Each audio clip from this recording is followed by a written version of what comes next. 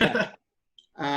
What we're doing here is something that's kind of, I don't know. It's like I said, it was kind of funny in my head. I thought it'd be kind of cool in my head, but I'm Mhm. like people, why would you want to have talk to other guys? Like the two other main guys were kind of like in the same game that you're in, and I kind of look at us as we're the three people that are the main guys of raw deal retail side. Am I wrong? I think you're spot on. Yeah, I pretty mean, we've much. got some guys in the Facebook groups that are like, which is becoming very popular these days. George, who's a great guy. George is a great guy. I like the guy. He took part of one of my my only online live Facebook auction, and but he's getting kind of heavy into the games like that and like really selling. Yeah. I see a lot of guys. I wonder how his taxes are doing on that. I see. I see a lot of guys. Like there's a guy today that's on the Facebook group for raw deals. Like spammed the board big time of all his little lots he's trying to sell. Yeah, Saw that.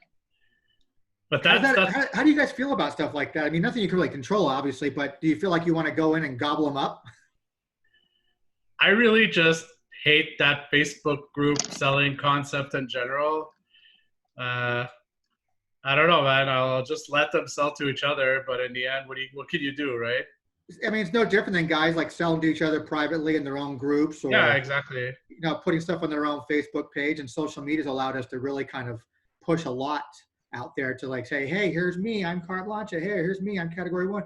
Yeah, And just kind of really push yourself out there. And it's your customers come to you, they see what you're selling stuff for, and they're gonna go like, hey, I'm gonna be 75% of what Scott's selling. I'm gonna be yeah. 75% of what Steve's selling. But they already do that like locally for Magic. They already do that, right? Like 75%. Like I'm in Montreal, so everybody's on face-to-face games for Magic, and everybody's like, 75% for this store, and that's how they get their sales, right? They just undercut the physical store or the online store, and that's it. That's all you have to do. That's what, and that's, to be honest, that's what I used to do too. When I was heavily into non-sport trading cards, I built relationships with, and I consider wrestling to be a non-sport trading card, anyways. Yeah, I'm the founder and owner of WrestlingTradingCards.com, and it was based on my own personal collection. And I built relationships with Fleer and Tops, and then non-sports, I was with Inkworks and Rittenhouse and all those guys. And so, I used to buy from them direct. They would sell to me direct, even though I don't have a brick and mortar. I just out of my house.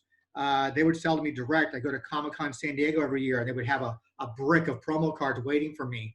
And I'd be one of the first guys on eBay listing like 100 items when some guys had 5 or 6 items. I have 100 of them up there. I can undercut everybody on that. So I totally understand and get it. And then being on the retail side now, I'm like, yeah, these fuckers want to go ahead and turn around and just quote us and then say, we're going to undercut you, which is, I get it. That's the yeah, market, man. yeah. Competition, right? So this is how I've kind of seen it before. Like, what's the margin they're getting out of it, and then what's the life cycle of it, right? They're not consistent. They're not going to be around. You need that one card. Do you go to them? No, right? They're not going to have that when you need it. I mean, they kind of pop up, sell their stuff, and gone. The backpack dealers is basically what you Yeah. call them. Yep. And some of them become more reliable, where they're continually posting things. But if you think about it, a lot of these guys buy some of their stuff from us, then they mix it in with the crap that they have, Sure. and then they put it out, and they're basically once they put in their stuff and what they bought it for, I mean, they're making pennies on it, really, with their time. They don't value their time in it, right? Time is the we number don't we one don't thing know, that no right? one talks about. No one ever talks about time. Right. I mean, time to me is the biggest thing. I have, by the 7th of this month, I'm double the orders that I had last year in July. So in 7 days, I'm double a whole month's time period of orders. And so, it's just me still filling these packages. And so it's a lot of work on my end. So I don't have time to go to a Facebook group and say, hey, here's a group of them. I'll sell it to you for this, because my time's actually filling like real orders and doing things. I'm not having to go and find that. Yeah. It's coming to me. And so like these guys can kind of fill in those small areas or those margins where we're maybe not hitting because we have real work happening, versus like they're trying to like just scrounge it up. So, I mean, I don't mind it. I mean, I know their margins are smaller. It's hit or miss. They're probably not reporting it on their taxes. It's not legitimate business, basically. Whereas, like, if I'm going to buy a house or a car, I can actually report this as part of my income, whereas they can't. So, What about you, Steve? I mean, there's some interesting things with that. So, but I mean, technically, if they make over $400 a year doing it, they should be reporting it on their taxes. Yeah, I mean, this is my full-time gig, right? So I report every freaking sale, but Right. the Facebook guys, like, you don't know, right? They probably just bought a bunch of lots locally and they're making a killing off of it. But Right. can they sustain it, right? We've sustained it for years, so like it's normal for us to continue. But once they buy and sell their thing, they're gone unless they can continue finding other fish to grab lots from. It's over for them.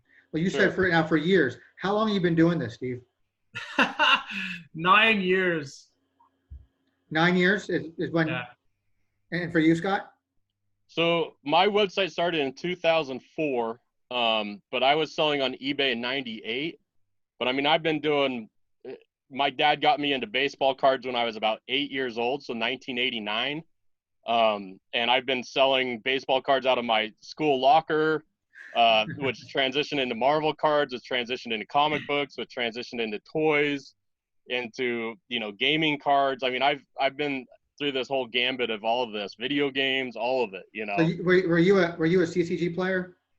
I was, yeah. So I got into Magic first, and then I got into Star Wars, and I played just about all the 90s games.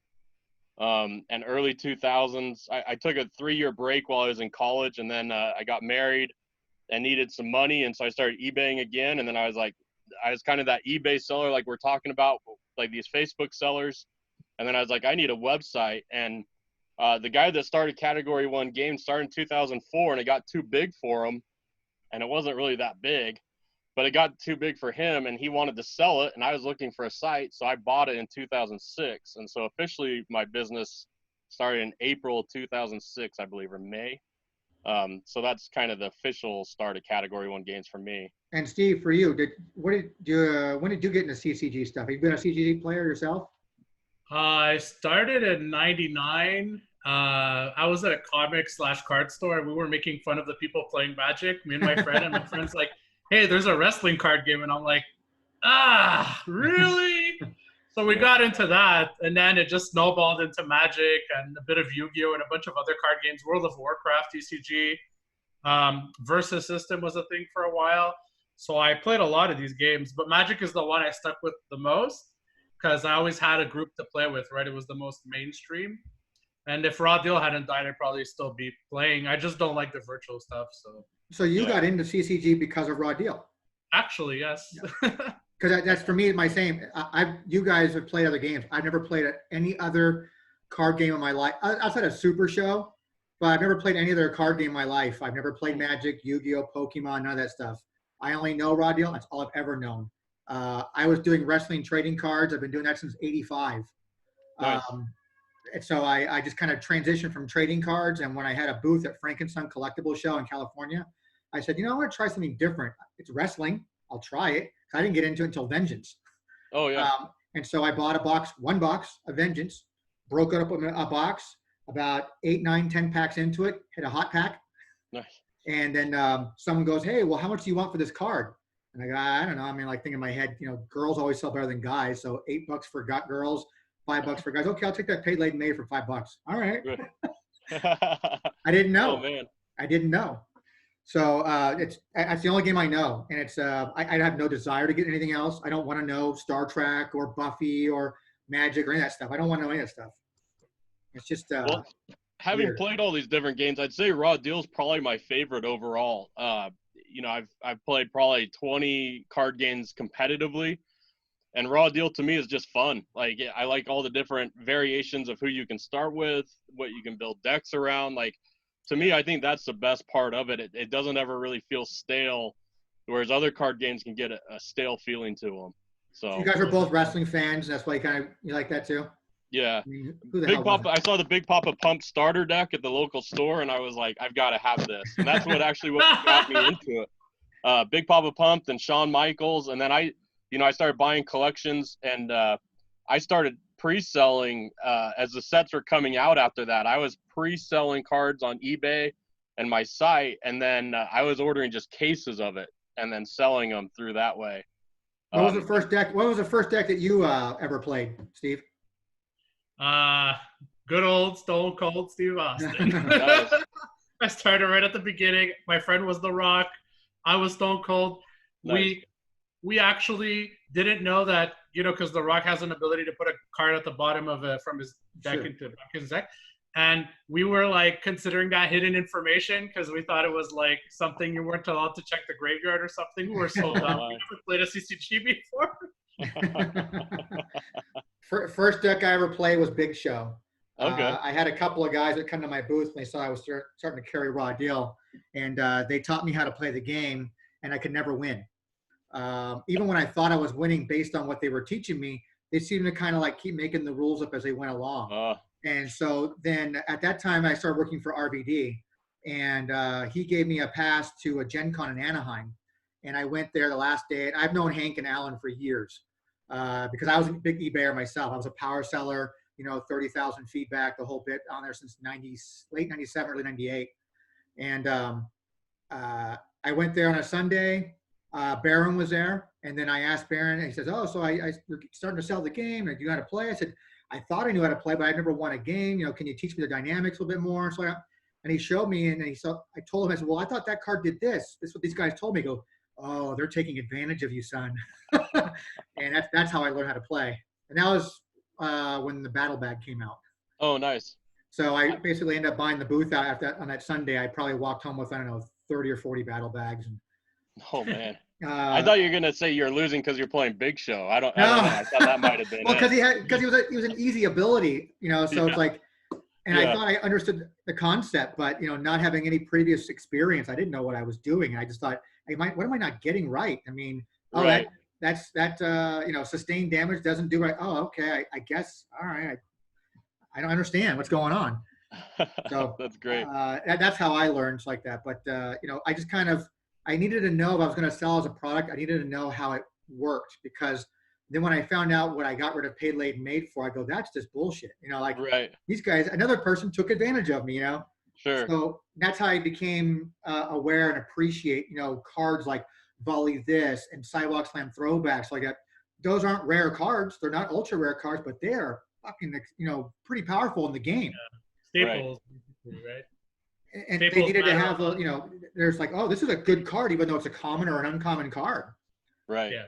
So it's like, that's kind of how I went and transitioned to that. And then I just kind of made it a thing. And then, when Adam Kreitz used to run the events in Southern California, and then he passed away, I kind of took over and started running the ACMT every year, which is going to be a wonderful segment I'll be doing, hoping to get some people on here. I think I'm doing a sit down on Sunday with a couple people who are at the first ACMT. Some cool stories about that. But on sales wise, have you guys seen a spike in your sales since COVID hit, or has it gone down? Triple sales, man. It's pretty dumb. For sure. Yeah, like as soon as it started hitting, did you start noticing sales right away? Yeah. Well, for me, this year already started off better than any previous year. January and February are really good. And then March is really when it started to explode. And that's right when I took down like all my raw deal to like put on these two massive collections I got and kind of reorganize it all. So kind of like a dummy, I did it right at the start of this and been slowly adding it back on. I mean, if sales wouldn't have picked up like this, I would have had it back on pretty quick, but it's been a slow process. But yeah, sales for us have been great. I mean, there was a time that you April. wanted out of raw deal at one time. Man, I want out of all of this. I mean, if anybody comes along and wants to buy, sections of my website or games or the whole thing, contact me. I've been doing this a long time. I've got a regular job as well, and so I'm kind of trying to figure out, like, with how busy this has been, how this is going to all work, moving forward. And will it stay this busy? How long will it stay busy? I would have thought by now it would have tailored off some. And it hasn't. I mean, we had, we're getting like 80 orders every Saturday, like it's just insane how much work that is. So Yeah, I mean, Especially it's if a good, you're a one-person operation, right? that's right. I mean, Yeah. it's a good Same with problem you. to have, but it's just a lot of work. Same with you, Steve. One-person operation. Oh yeah, super one person operation. I don't know about the 80 orders on a Saturday, but I get like huge ass orders every day for Raw Deal, like just a giant list, and I'm like, okay, that's cool. Then another one comes along, and Yeah. another one, and I'm like, wow, that's crazy. Where was this like 5 years ago when I was like, thinking of not doing this anymore? So yeah. Yeah, I was that way about 3 years ago, and my now partner talked me out of it because I was a one-person operation this whole time, and I said I'm only spending about 25% of my life doing VeloCard stuff when I really need to focus on my booking business. I really have to. By the time I'm working with Jericho and Angle, and those guys require a lot of my time, to do Right. stuff. So I got to focus on this. I've got to start branching out more, go globally with my business and stuff. And I can't do it with VeloCard, so I'm just going to sell it. And then my partner said, I'll do it for a percentage. I said, oh, okay, you serious? So I shipped him an 800-pound pallet of merchandise and said, here you go. And Yeah. he's been running ever since. Yeah. So I almost wanted out of this. But thank God. Well, I don't think people realize how much work it is, and time it takes. And, you get items in, it has to be, you have to make sure it matches what you're supposed to be getting. You have to then mix it in with your existing inventory and then pull that inventory to ship.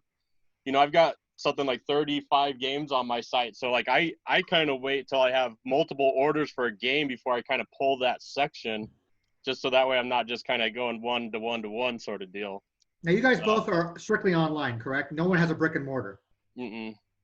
Strictly I've looked online. at it. I mean, I've been really close a few times. I had a contract, but they wanted a 5-year lease, and I'm like, man, I just don't want to be married to this. I don't want to have the schedule, worry about employees, like someone breaking in. I mean, there's just a lot of headaches that go with that versus just being online.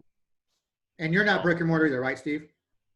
No, I thought about it, but Montreal has way too many brick and mortar stores.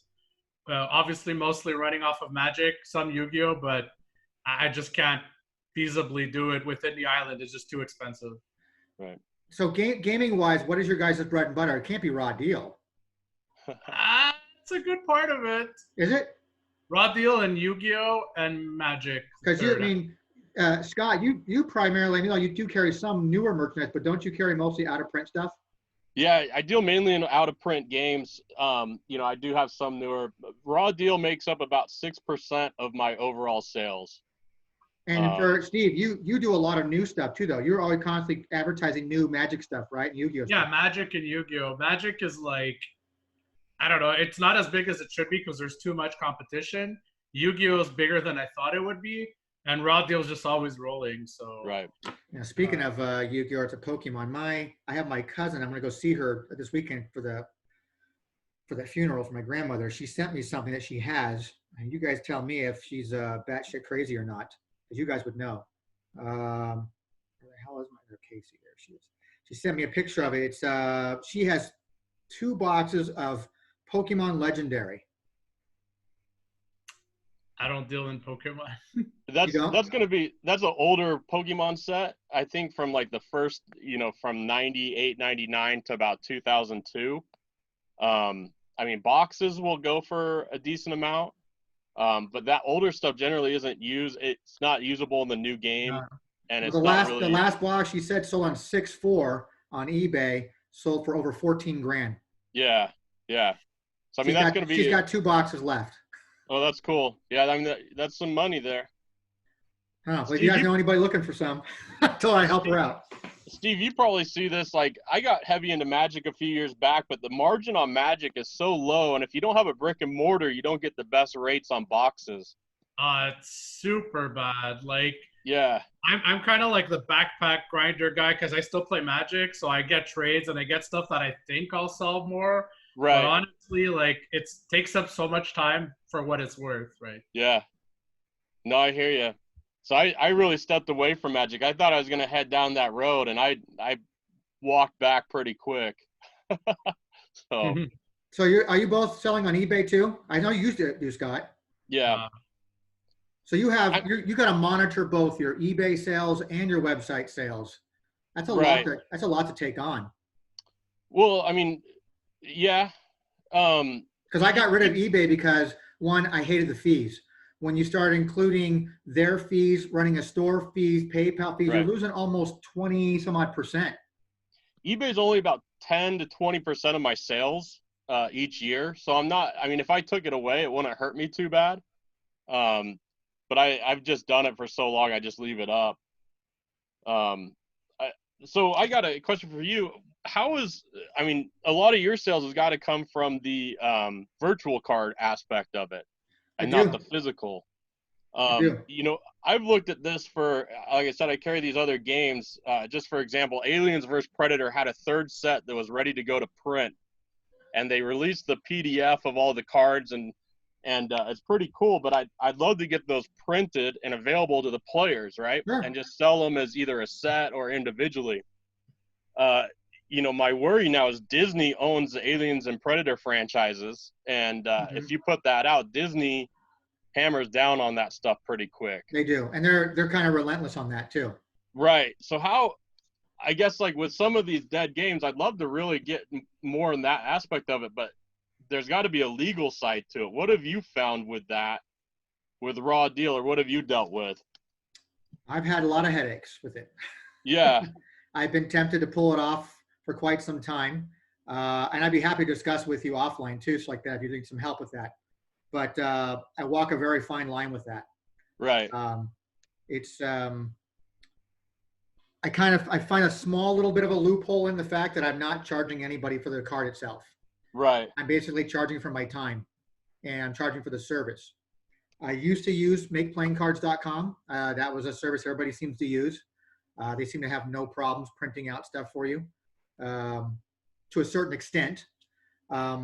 And I don't use them. I haven't used them in over a year now. My partner found another source, so we had a backup plan to our backup plan, and I have a backup plan to that backup plan, and I have another backup plan on top of that. The funny thing about these backup plans on most of them is that if one source tells you they won't print the stuff for you, but another source will, they're still using the same printing company service like out of China to do it. Yeah. Well, it's basically all coming out of China is what. For the most part, they have domestic printers for depending on the size of your order, but for larger orders, they have it done in China. What about, has the COVID situation slowed you down as far as being able to get the virtual cards in? Like, it slowed everything down, even stuff that I did in hand. USPS is slow. You know, I monitor USPS.com's website all the time. I promote it all the time to let people know, find your country on here. It tells you it's updated daily.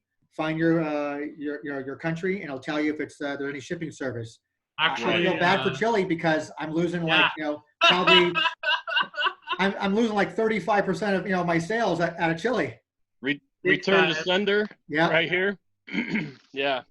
I got one back in Peru. In late April, early May is when I got the first a package returned back, or my partner tells me. And since then we said, okay, I had to put a stop on all Chile orders. Right. And now I post it every once in a while, just saying, hey, and I'll do it today. I'll put another post today and say, check USPS.com international, find out if your country is accepting packages. Right. I get emails all the time. I still have like 12 orders pending for Chile, and they don't even want me to cancel them. They just want me to ship it when I can ship it. I'm like, dude, It's been 2 months. Yeah. Same. And then they're using third-party shipping services, usually out of Miami. That's what I was going to say. Getting a lot of Florida ones. Well, the problem with that is that if you don't cover yourself properly, they want to scam you. They're going to win on that. So even though it shows delivered to that location. So when I have a really good working relationship with PayPal. And all the years since 6 months after they became a company, I've been working with them. I've had 2 times in my entire life where I've lost a dispute, eBay or otherwise. And basically, you have to have them just basically confirm that here are my terms and conditions since you're using a third-party shipping service. All you have to do is say, I agree, and now you're covered. So then you can take that to PayPal if they wish to go ahead and try and burn you. Because what ends up happening is they'll say they never got they'll open up a package and go, hey, here's my package. It has nothing in it. Right. I want my money back. Like, well, I can't be responsible for something that was shipped from one location to you that I've already guaranteed its destination to there. Right. So I have a lot of people trying to go that route right now. They're trying to use that as an alternative to using USPS.com. I don't know if it's successful or not, but it won't come back to me. It goes back to the, that's service. Well, if we keep finding a lot of those missing, we know where those Facebook dealers are coming from, right? Correct. Correct. Nah, just kidding, Facebook guys. There's a lot of guys on Facebook. I mean, obviously these guys are trying to sell their own personal stuff, but then again, like a guy like George, I think George, I talked to him briefly and he said that he didn't mean to get into this the way he's doing it. He was just kind of doing it to fulfill his own collection and then selling off extras, and he kind of snowballed into that, and he's enjoying it, and he's, obviously doing well with it. Again, I don't know how long he plans on doing it, but I got no problem with any of those guys doing that kind of stuff. It's right. You can't control it. You can only control what you can control, and that's basically what my business is, your business is, and whatnot. So, speaking of collections like that, how have you been noticing a decrease in buying collections lately? Big time decrease. Like, I think I bought 1 or 2 since COVID happened, and that's it. I've bought more collections since COVID happened than I've bought in a long time. Damn. Can we switch? To me, more and more people are getting they go back and they find these old games they had in their closet, and a lot of the people are coming and wanting to finish it off or get back into it. But then you've got the guys that are like, hey, I just want to clear out space, and they're looking to get rid of their stuff. So, I mean, I've been buying, my office space is just, I'm losing room here because of how much stuff I've been buying. So I find it funny. I get a lot of guys who they sell me stuff that used to be customers. Yeah. Then they turn around 6 months, a year later, they start buying stuff back up from me again. And then a year later, they sell it right back to me again. Well, I mean, if you're a Magic store, I mean, that's like a monthly or, a thing that happens every month. End of the month, people need that rent money and they're selling off their stuff to get the rent money. Month starts back up, they get that first paycheck and they're buying that stuff back from you. I mean, a lot of times it's almost like a pawn shop. Yeah. Basically. So, but yeah, I've seen that a lot too, Tony, where you get guys that like, oh, I'm going to sell out. And then like a year or two later, they're like, hey, I miss it. Yeah. I have a guy, it's a gentleman, his name is Alan. You guys might know him. His name is Alan Cook. Yeah. King of Kings, something 909 or something. Yep. He's a great guy. He used to be part of our play group in SoCal. What's a funny thing that happened, I've told this story before, this note before. Alan was in California. Creed was in Oklahoma. And the same week, Creed moves from Oklahoma to California, and Alan moved from California to Oklahoma. Oh, man. It was weird. Yeah. So I think we got the better end of that trade. And then, but here's a guy, Alan. He would really get into it. And he had a very impressive master collection, including signatures. Oh, nice. The only thing he was missing was a Randy Orton signature. He had a Triple H. He had all that stuff. Wow. And he was coming to our tournaments, and then he moved. Then I think he was going to get married, so he needed money. He sold everything on eBay, and then now he's become a customer again, starts buying again. Yeah. No, it's funny how that works.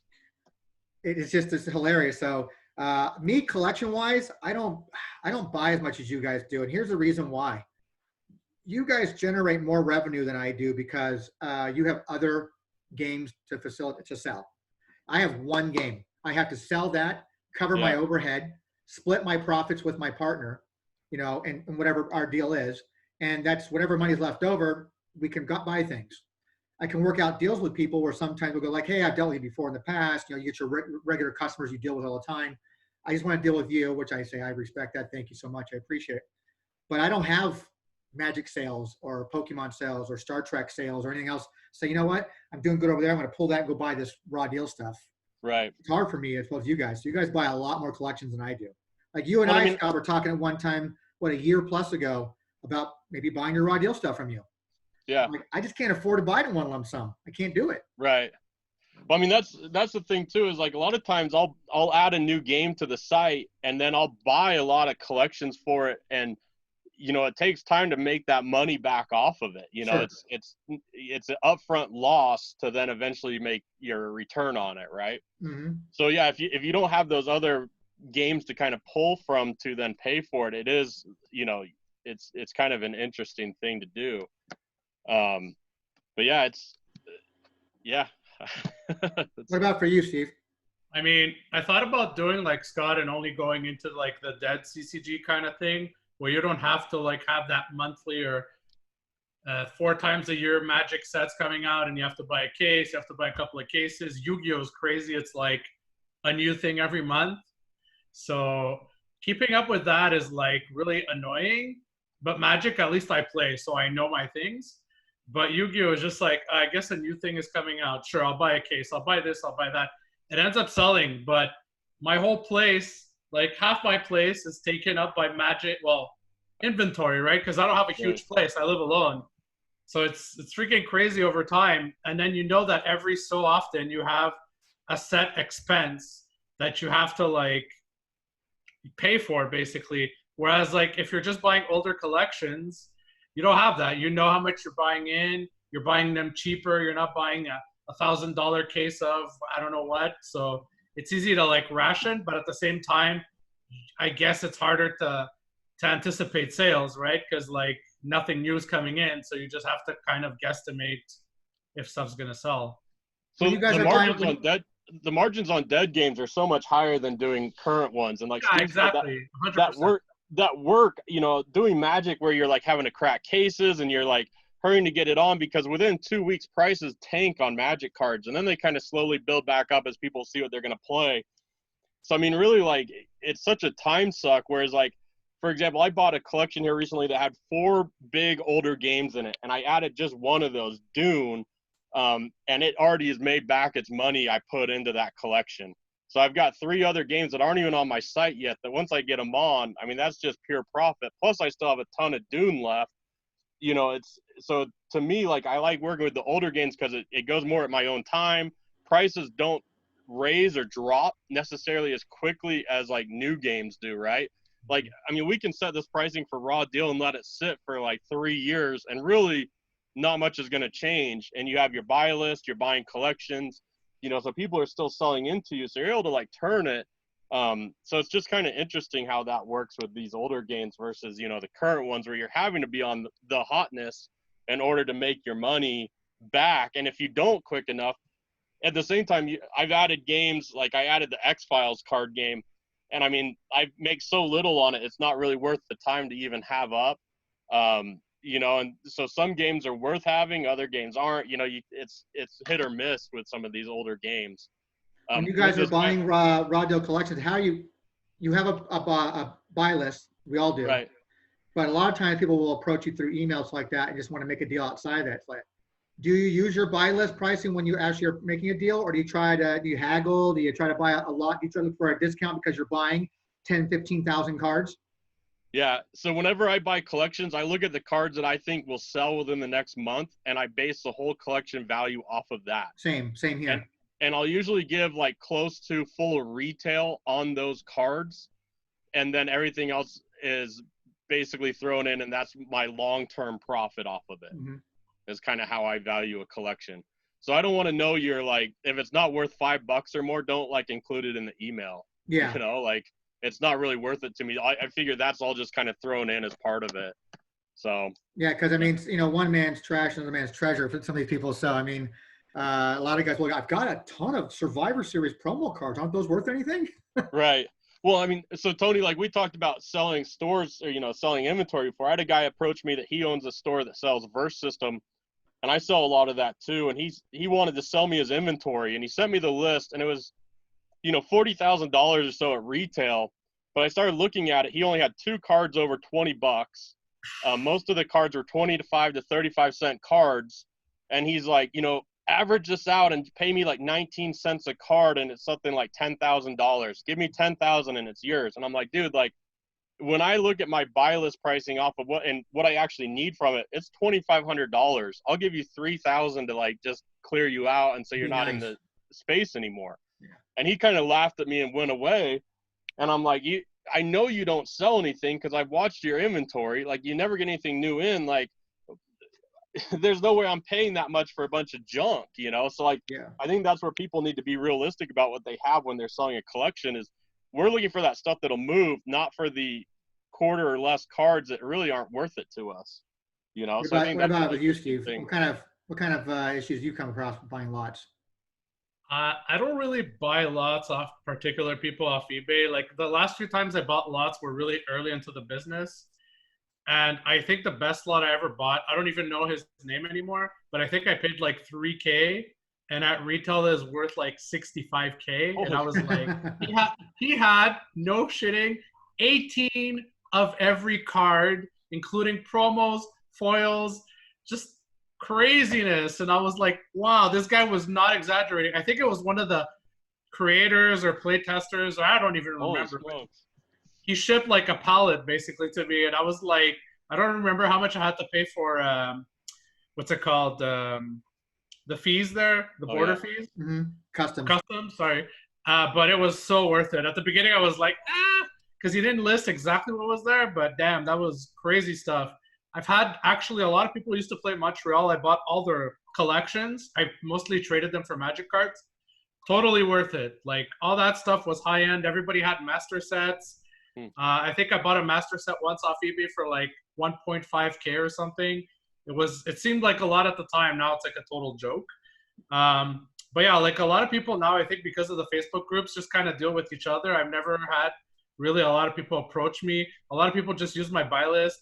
I adapt the buy list to how much of a card I have available versus the percentage. So if like I have 0% of a card, like if I have 0 Paidlin and Mate and it's $50, I buy it for 40, right? Because I have to have at least a copy. But if it's like a $5 card, I'm gonna give like $1.50. Like you can't give more. Because most times people are going to try to dump off all their Spike Dudleys on you, and they're going to try to dump off all all their A-Train stuff on you. Right. Well, and that's, when we look at some of these collections I see on Facebook, a lot of it is like that sort of stuff where they lead off with like the A-Train because he's in front. And I'm like, why are you even posting that? Like no one's buying that, like go to like your best cards. Which I think George does that a lot. He posts a lot of his best cards. He'll post like a whole page of just belts, a whole page of just like, a full rock set or something like that, Somebody had like a bunch of Revolutions today. There was like 16 or something, and 5 have sold. I saw that. I was like, oh, that's cool. Yeah. What do you guys get a lot of people like? So I've got this a lot more recently, where people will send me a message on Facebook like, "Hey, I need to add this, this, and this to my order. I want to pick these up." Yep. And I've got to a point where like I'm so busy, I can't handle that in addition to like an order because I'm just trying to get things pulled and out quickly that I'm not paying. Like I don't look at Facebook or I don't like write it down, have to attach it, send you an invoice, that sort of thing. So I'm almost like telling people like, hey, just place another order. I'll put the credit from your shipping on your account versus trying to do it through email or Facebook. I just can't handle that. I don't have the bandwidth for it, right? Yeah, I do the same thing. Yeah. I get it a lot where it's like, oh, I didn't realize I needed this card. Is it too late for me to add this card to my inventory on my order? I'm like, it's like a 50-cent card. I go, I'll PayPal you. I go, you know what? The fees will kill me. I'll just throw it in. Don't worry about it. Yeah, right. Yeah, that's always a funny thing. So that's when I ask about people who post offers like that. They want offers like these guys will put these sets on the Facebook going, PM me your offers. Like that really annoys me sometimes. Like, make me an offer. Right. You guys know what they have. They use our site to gauge retail price. They may even use our buy list price to know what we're paying for them, and they kind of adjust accordingly. And they still want like PM me an offer. Well, I think someone posted the other day like a collection. He said, I'll sell like everything at 75% off of like Vela's pricing. Yeah, and that happens all the time. Well, I'm like, freak, if you're selling at 75% off, I'll buy the whole thing from you. Like just send me an email if you're, selling it for 25% of our sales price. Like that's better than what I buy it for. Yeah, but I think he meant the other way around though. He's selling it. Yeah. I'm like, you're selling it 75% off? Okay, cool. Like, cool, I'll take it. Yeah, I think it was 75% of his price, but like how he worded it, I'm like, I'll take all of it. I'll take all of it. Done. Yeah. Send me an invoice. It's done. We're good. I'm going to throw a tip in for you too while we're at it. Yeah. So you're out of Utah, correct, Scott? That's right. Okay, and you're out of Montreal. Do you guys have any play groups in your areas at all? No. Of raw deal? So we had and that's the thing I find interesting about these different like older games is they usually have groups of players, but they aren't like widespread enough to really have sustained a game, right? So for Raw Deal, like in all of Utah, we had 12 players at max that played in one store in Provo, Utah for about 2 years. And then our group kind of fell apart. The guy that ran it, he actually went into the WWE developmental program, and he was an awesome GM. I mean, he we would have belts, and he'd like make sure he kept track of who had belts so they didn't count against your cards. Like, it was really cool, like how he did it. And we'd have like fun tournaments. Anyways, so when he left, I kind of took over, and then like we all kind of dissolved and went our ways and whatnot. But we get together maybe once a year and play, and that's about it here. What about for you, Steve? Is there anything going on in your area? If anything's going on, it's probably in a regular, like in Laval, I think there's a card store, and maybe like 4 or 5 people play like friendly games or whatever, and I think a couple of them get cards off me. But honestly, there's no like organized play, or there's nothing like where there's a lot of people. I think when a game just died, it died here. Now you're what? Montreal's what, an hour north of Toronto? No, it's like 6.5 hours. 6.5 hours. Okay. Yeah. So, because I was going to say, there's a couple of guys like Eric, who's now the lead designer for Virtual Raw Deal. He lives in Canada. And so is Scott. Scott, I can't remember his last name. Scott flew out from when I had a tournament once. He flew out. He had his in-laws living in Rancho Cucamonga, California, where I lived at. And he came out and played one of our tournaments and won the damn thing, which pissed us off. But he came out. So I know those guys that way. But Eric is lead designer now for virtual stuff.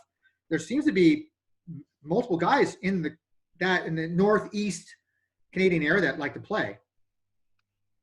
Possibly, but nothing in Quebec, nothing in Montreal, Quebec. So I don't know what to say. If they play casually. One of my friends that was playing Commander Magic started getting his other friends into Raw Deal. So I get a bunch of orders from those guys, but it's just like a little kitchen table Raw Deal, I guess.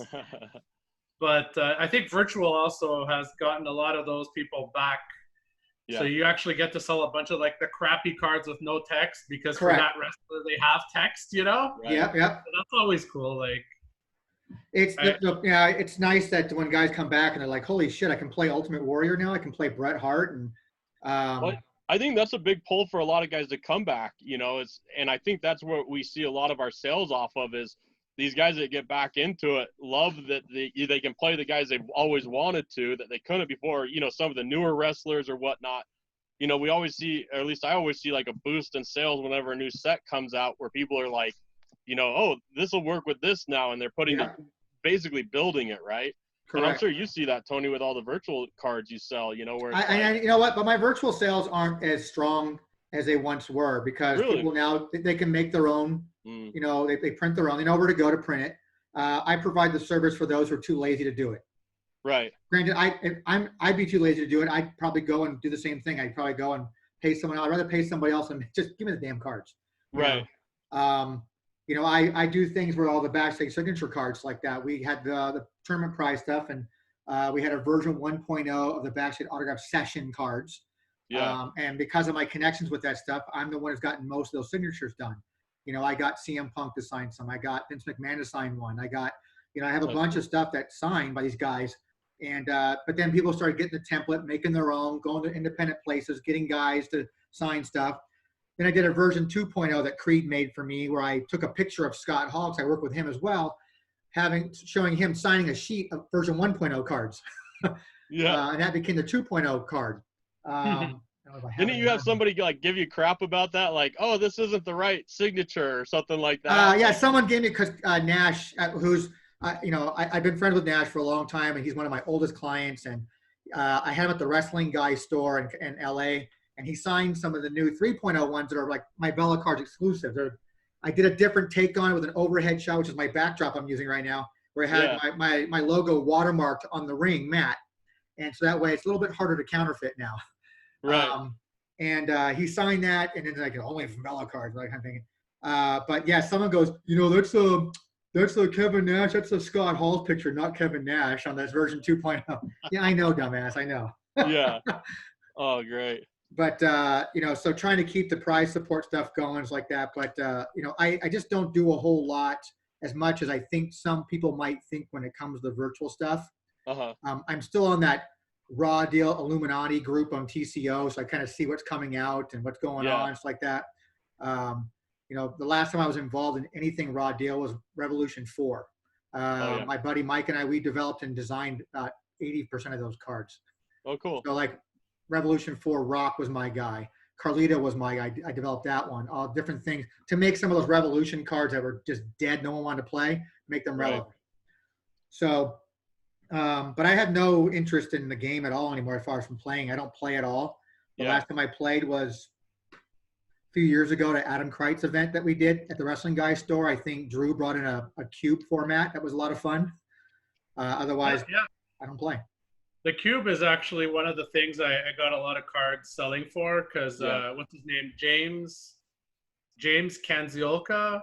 Yeah. He was a former world champion for Brazil. He had given me a cube list, and I actually tried it, and it's definitely super fun to play. It's a lot of fun to play. I mean, you don't have to. I mean, you go through a draft format when you're trying to build it, it's like that, and then you get your cards in. But everybody's kind of on an even playing field at that point, where you just kind of like play a little bit of gambling involved. Like, I'll go ahead and risk this pack for those things over there, But it was a lot of fun playing that. But for the last 10, 11, 12 years, all I've cared about is doing prize support stuff. Like I've gone out of my way to travel all over this damn globe getting autographs. I mean, I can remember sitting in a room for a Wizard World show, I think it was, probably in Chicago, and the weirdest group of guys sitting in the green room was just, I'm there with my client that I'm working with. I think it might have been with Mark McGrath from Sugar Ray. Might have been in Louisiana. And at our table is me and my client. There's Sean Astin, Ralph Macchio, Hulk Hogan. Hogan's like just sitting there. You want to see my scars from my 8th surgery? And then I said, hey, do you mind signing a couple of these cards for me? He's like, sure. But I kind of get more of a thrill of like just giving away the prizes over the years. But world championships aren't what they used to be anymore. I talked to Eric, and they're planning on having a 2020 world championship. It's going to be all online. Okay. Through using a OCTGN. Right. Octagon. I know nothing about it. I just recently joined Discord about 2 weeks ago. Oh, yeah. So do you guys, that's what I find is a lot of these guys that are into Raw Deal are heavily into it, right? Like it's the only card game they really play. And it's like they're, it's a huge side hobby for them. They're creating their own cards in addition to, the virtual cards. They're just really into it. And I find that with different games. But what I find interesting about Raw Deal players is usually this is the only game they play. Like, Steve, you might see this where you get orders from multiple games on the same from the same person. Yeah. Raw Deal players, it's like it's Raw Deal, and that's it. They're not CCGers. They're not card game players. They're only Raw Deal players. Interesting. Oh, yeah, definitely. Which is really fascinating. Like a lot of these games, there's a huge crossover. Like they like the company that made it. Like AEG did like Doomtown and Legend of the Five Rings. And these guys play that whole line of games or Decipher games, but it's like Raw Deal is like Raw Deal, and that's it. They brought in wrestling fans. They like this. That's all they want, Interesting. Because I have a lot of the guys that from the SoCal Play Group, they played all kinds of games. They played Magic. Almost all of them played Magic.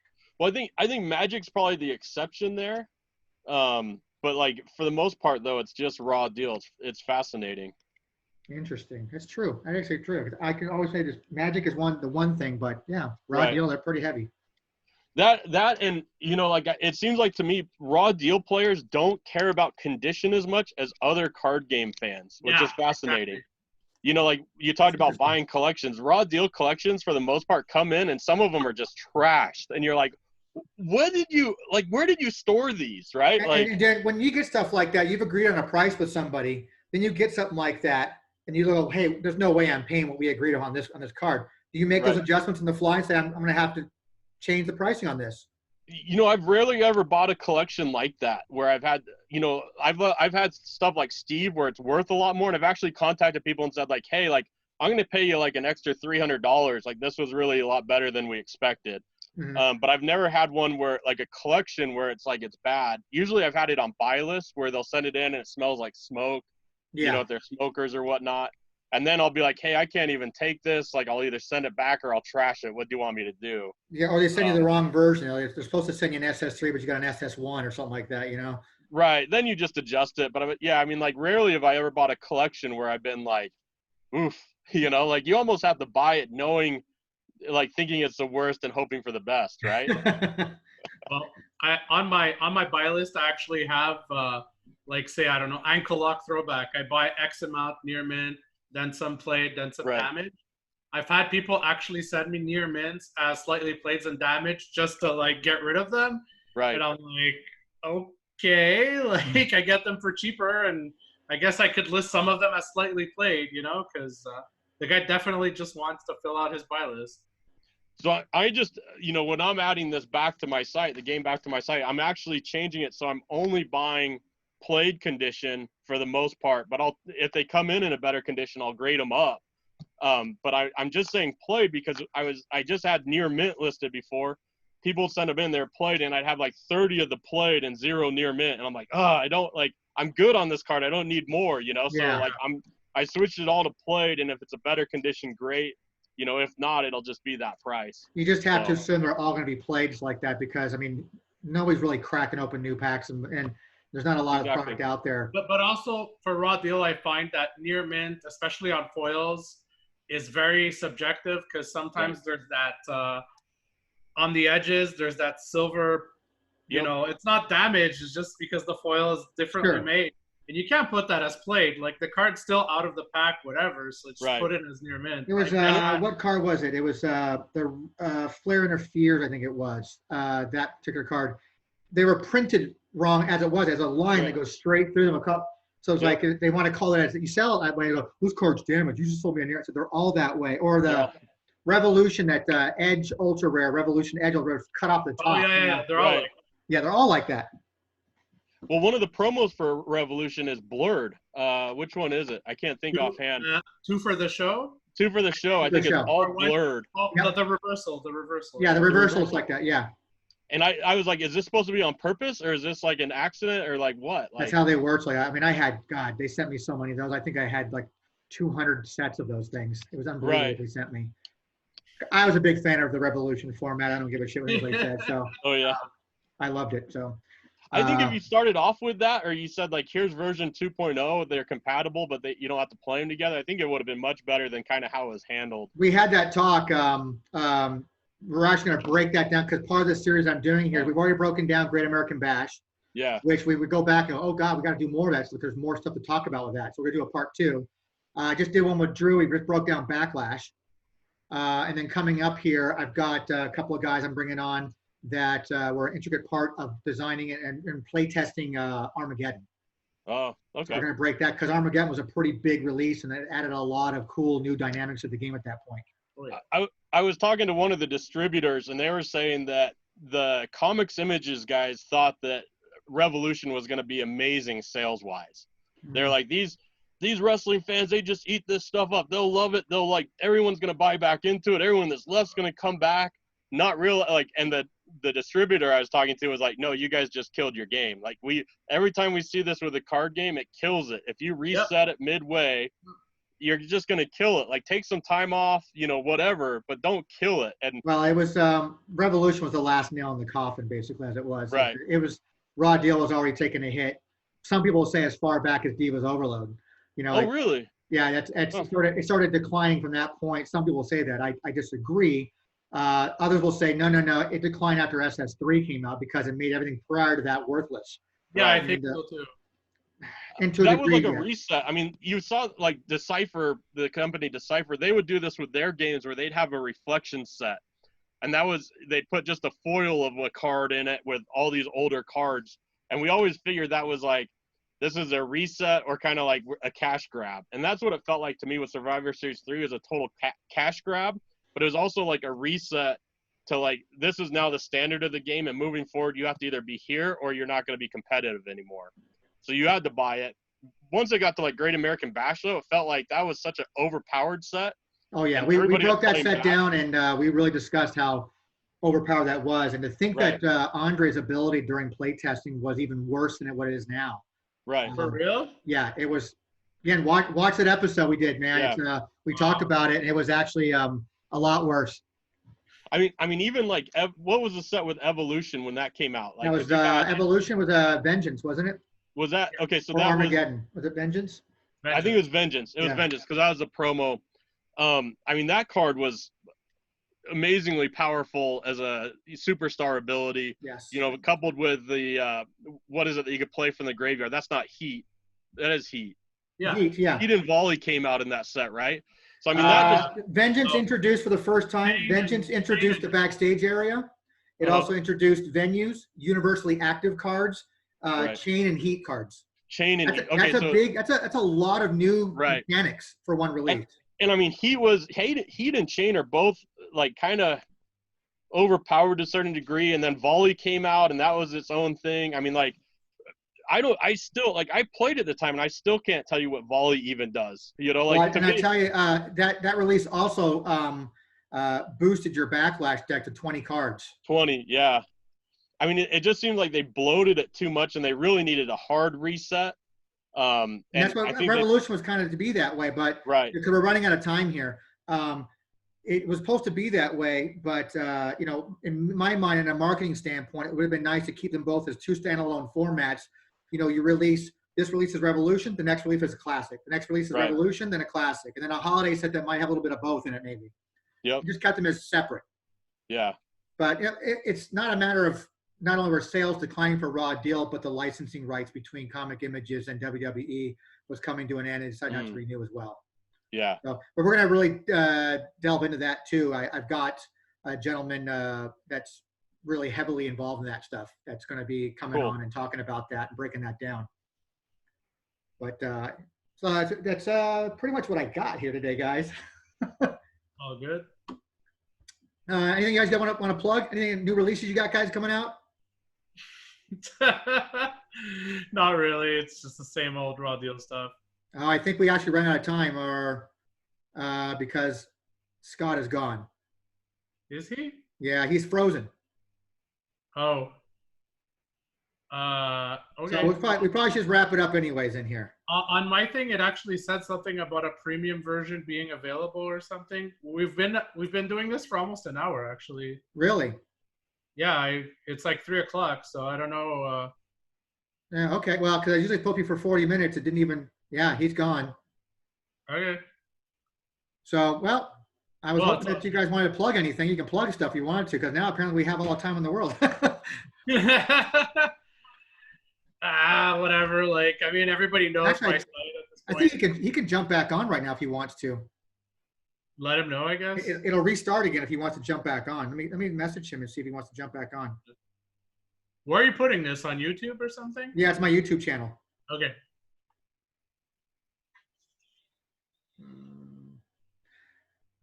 So I just messaged him. So yeah, so it's just to provide content. It's you know, having this format has been there's multiple reasons why I do it. You know, obviously one is to promote, but for me personally, it's to get him comfortable in front of a camera. It's not me. I'm more of a behind the scenes kind of guy, and then try to control my speaking voice because I tend to talk very fast. Yeah, I noticed that when I spoke to you on the phone. Yeah, it's really hard sometimes to talk. So it's just kind of a nervous thing for me sometimes. So it's to kind of control those things. But it's also fun to kind of get people out there because everybody's home doing nothing or doing very little. And we're all seeing resurgences in the game right now, which is kind of cool.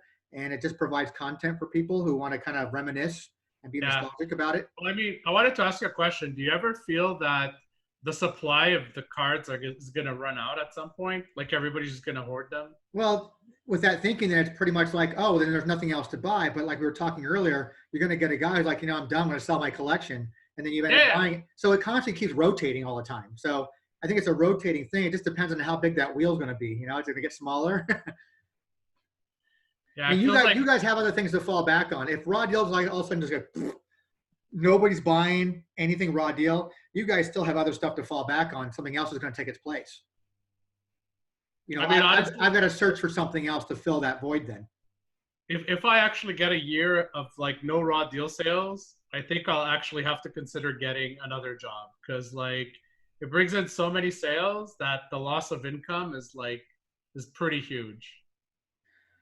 That big, huh? Yeah. What would you say percentage-wise of your sales is in a Raw Deal? 50%, 60%? Close to 40. So that's a big chunk. I mean, it's a lot of games. Like Magic is I want to say Yu-Gi-Oh's like 25, Magic is 20, and then there's like the UFS and World of Warcraft, which is like not even 10%, 5 to 10%. So yeah. Is there nothing coming out on the horizon as far as CCGs go that it's like being talked about? Not really, actually. Well, the last big one was Dragon Ball, and that actually worked for like I think the past 2.5 years.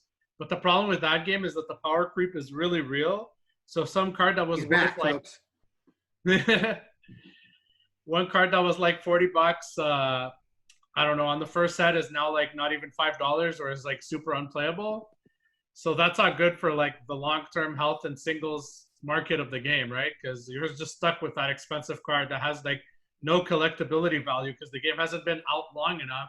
And there's so many Dragon Ball card games that have come and gone that it's like it's a bad like investment. Do we have you fully back now, Scott? Yeah, I'm just doing it on my phone now. My house internet went down. I apologize. Oh, okay. Oh, I didn't know that was there. We ran out of time and it just kicked us off. I don't know if it reset our time. That's awesome. Nice. Oh, okay. Now I know in the future, that's all it takes is one guy to drop off and then bring him back and restart. Oh, okay. Nice. That's awesome. So we were just trying to, anything you guys wanted to plug, and we were just talking about other games that might be coming out because Steve asked me if I thought that there would come a time where there's to be no more sales of Raw Deal, like will it ever dwindle down? And I said, I kind of what we were talking about earlier, where it's like this cycling system where someone's buying and then selling back and then buying and selling back. It's a big wheel right now. So eventually that wheel probably will get smaller, but there'll always be people buying and selling, I think. I think we need to look at a different model of how we're doing this than what we're currently doing for a Raw Deal, how it's being done as virtual cards. So, for example, Vampire the Masquerade, they actually came back with an official group that has been given approval to make new cards. Yeah. And they're reprinting old ones and making new ones. And so they're coming out with like new editions. They're doing Kickstarters for them, pre-orders. They actually have like distribution where they're sending it to stores to be able to sell as well as to the players directly. So, I mean, I think there's kind of different way that we could look at this and maybe make it work a little differently. So like when these new virtual sets come out, actually selling them as sets. Yeah. But here's the problem, though, too. If you're strictly selling them for profit as the cards themselves, you do run legal issues about copyright. Right. And you think Disney's bad, so is WWE. They'll be bad as well. Sure. So I know they're doing that with Vampire, and I think Legends of the Five Rings is doing the same thing right now. Even though the rights to that game are owned by Fantasy Flight, there's like a group making a Kickstarter, starting it back up from where it ended originally. By AEG. So I wonder if there's like a way we could do this that's maybe a little different. Those are just two things to look at, are companies that are doing, an older game and their model of doing it. Well, a lot of these guys now too are looking for ways to play online as opposed to having physical product now. So a couple of years ago, Xavier Woods made some kind of a tweet out there about looking into developing Raw Deal in an app because he's a Raw Deal player. An old school. He plays Triple H. I ran into Xavier Woods in Atlanta when I was with Ian Ziering doing a convention, Dragon Con. And I saw Xavier Woods in cosplay, out there. Just there's thousands of people in the lobby just drinking and partying, stuff like that. And I walk over and I go, hey, Xavier Woods, my name's Tony Velas, like that. And he stops and goes, Vela, why do I know that name? And he goes, I think I bought it from you before. It's like that. And but he plays Triple H. That's his deck to play. Okay. And so I think the Raw Deal Chili guys got him down there. Part of their cover photo on one of their groups is all of them with Xavier Woods. Nice. So he made some tweet a couple years ago about, maybe less than that, about how he was looking into getting Raw Deal into like a mobile app. And that the deals were already in motion. And then it went silent.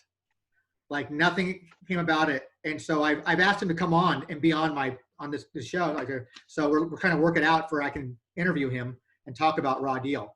And I just think he probably understood, and most people don't understand, is that there's so many hurdles to get over. Right. Because not only do you have to deal with the licensing rights with WWE, Bammer's no longer with us, so you have to talk to Mike Foley, like that. He owns the rights to the mechanics, the engine that drives the game. So he has to be willing to release that as well. Then you have to, there's all the mechanics of if you want to have actually a physical product too, you have to have, printing costs and, wrappers and boxes and da da da. And if you wanted just to say, no, fuck all that, we're going to just go do a mobile app version, and you still have to worry about like, okay, who am I paying to develop it? Who's going to be my developers? So as far as like a mobile app, they're saying that they're going to play on Octagon. Sure. There's an engine called GEMP, GEMP. And if you look up like GEMP, Star Wars or Lord of the Rings, someone has created this program where you basically put your cards into it, and then you set up the cards and how they interact. And it has rules enforcement, so everything's enforced during the play. And so like if you do Star Wars GEMP or Lord of the Rings GEMP, or GEM, you'll find it on like YouTube, or you'll see videos of people playing it. It's on Twitch. Like people play this all the time. So if we could get like Raw Deal developed on an engine like that, I mean, it'd be amazing. There's several formats out there. People are doing that. There's a couple of a guy in Chile who's been doing one as well. Yeah, some kind of a tabletop version of Raw Deal on a right. GEM, I will say GEM is like the best version I've seen of an online gameplay. Like I played on tabletop, I played on these other ones, and you're having to download other things to be able to play. Like this is such an easy format. I mean, I have videos up on my YouTube channel playing it for Star Wars, but I mean, like you can put in your new sets on it. It has rules enforcement. It's such a great way to play it. Have you ever played online, Steve, at all? No interest actually. Yeah, I'm with you on that too. I've never had any interest. Even a few years back, they tried to get me to get on Lackey, and I downloaded. Lackey's terrible. I did the patch. Yeah, it was horrible. Like this has no feel to me at all. So I mean, I really have no interest in playing the game because I'm so outdated in building. Not that I was a very good deck builder, anyways. I mean, Revolution I can hold my own, but anything else, I mean, I have no interest in. So like this one I'm talking.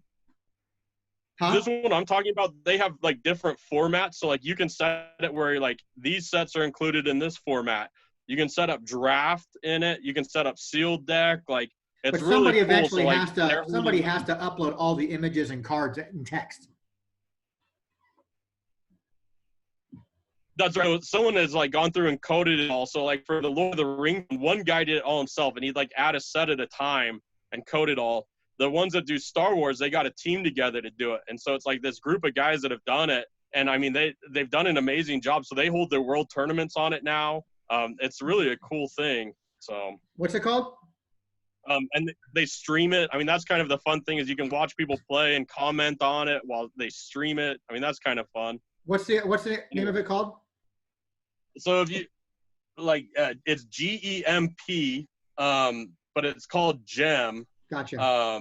That's all I need to know. I'll look it up. Look it up. Like, so do like the GEMP or GEMP Star Wars or Lord of the Rings. And there's videos on YouTube, like I was saying, like I've got videos on there.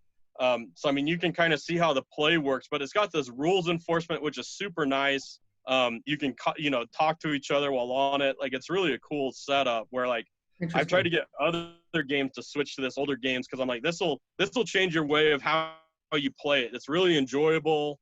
I'll look into supposedly it's not that hard to code for. So I'll definitely look into it. Hey, Steve, did you know your website's been down? Sorry? Your website's down? That's probably Crystal Commerce. Well, his is up. Mine's up. They reported that about half of them are down today. Oh, are they? Yeah. Well, yours is back up right now, Steve, as like a weird text. Didn't you guys enjoy that outage the other day? Come on now. Oh, God. Oh, that was a lot of fun, wasn't it? That was on the 30th. Yeah. Hey, so since you brought it up now, I mean, I've been back and forth with Crystal Commerce for a couple of years now. It's like that when I made the move over. And I used to have a guy that worked there named Wyatt. Wyatt was the shit, man. I love that guy. He was, anytime I had an issue, he worked it for me. I can call him directly. It was awesome. Then they let him go. And ever since then, I've never had a good relationship with Crystal Commerce since. My fear is that, I moved from an eBay to this service. I know there's probably other services out there that do what Crystal Commerce does. No? Yeah. So No, they're- now it's just, let's say Crystal Commerce, because there was a time there, I don't know if you guys are aware of it. There was a time about 2 years ago when there was talk about them possibly going out of business. Yeah. Or looking for somebody to buy them because Black- they were they Black were hurting. October. Huh? It was Black October, Yep. And Oh, yeah. like 3 years ago. so I'm like, oh, that makes me nervous. I just, restructured and rebuilt from scratch my own entries for the database like that, because I don't use a template from theirs. I use a template and then we manipulate the fuck out of it to kind of fit raw Right. deal. So it's like where do I go? If Crystal Commerce is gone, where would you go? Right. Well, at the beginning when I started about 9 years ago, the two options proposed to me were Crystal Commerce, and then there was another one called BidWicket. I don't know if you ever heard of that. Mm-mm. It's Strike Zone Online is a pretty big Magic and Yu-Gi-Oh website. They use that. It's like a very simple looking, bare bones online solution. It looks like it will never go down, but it also does not look appealing to customers. But that was originally the choice I had to make. And obviously, since Crystal looked more modern, I went with Crystal. I know that you could go with Shopify, but Shopify is kind of like you're doing everything. You're like doing it from scratch, and all you're importing is like CSV files and pictures, which I guess is fine if you're only running one game and you're only known Sure. for one game. But when you're trying to do Magic cards and Yu-Gi-Oh cards and you need a market price, that's actually the biggest reason to have Crystal Commerce at this point. They do keep track of market prices, right? So everything you're going to build from scratch is not going to have this option built in. You're going to always have to update your prices because the games are still ongoing. So I feel that with Crystal Commerce, there's actually another site called Binder POS. They're like Yeah. kind of Crystal I was gonna Commerce. say- Yeah. Yeah, they've really tried to recruit me, but they're still really far away from being where Crystal Commerce is at. So, they're Crystal not Commerce quite is there. the place to be at. Like, is that the number one place to be at then? Yeah, so Binder is powered off of, is it Big Commerce or is it it's one of those other commerce sites it's powered off of, and it wants to be like Crystal Commerce, but it's not. Crystal Commerce is still the best. I agree with you, Tony. I used to have a rep where I could call him anytime and he'd be able to take care of things. Yep. And for the past few years, I think it's been pretty bad. I actually have Dan's ear. He's the guy that runs and owns Crystal Commerce. Hmm. And so I have his direct line now. So I talk to him probably like once a week. So I've kind of helped him with something he's been working on. And so, I mean, I think they're actually in a pretty good spot moving forward. They're actually redoing all of their database and how the cards are set up. So for example, Tony, like you have to create each instance of a superstar or of like a card, right? So like Paid Late and Made has like 4 wrestlers on it. Yeah. So you have to create that card in each spot, and then you have to manage the inventory for each one of Correct. those. So if it sells in one, you have to manually go in and remove it from the others. Yeah, So that they're bugged the actually- shit on me until I sent all my Yeah. merchandise out to my partner, and then he is so meticulous about everything that he went and said, okay, we've got 20 of this card, and there's 5 guys in there. I'm putting 4 here, 4 here, 4 here. Oh, 4 here. really? So he manages it all Yeah. himself, and yeah, we do have those entries, and it was really pissing me off at the beginning. Like, well, where am I supposed to enter this card at? It has 5 different characters on it. I don't know where to enter it. Yeah. Right. Oh, yeah, exactly. So they are actually redoing it. So it'll be like one instance of the card, and then you can assign it to categories. Nice. So that way it'll manage inventory on each. So they're actually switching to that code format. But you realize like Crystal Commerce was started, I think in like 2005-ish or 6-ish as like a master's thesis for Dan in college.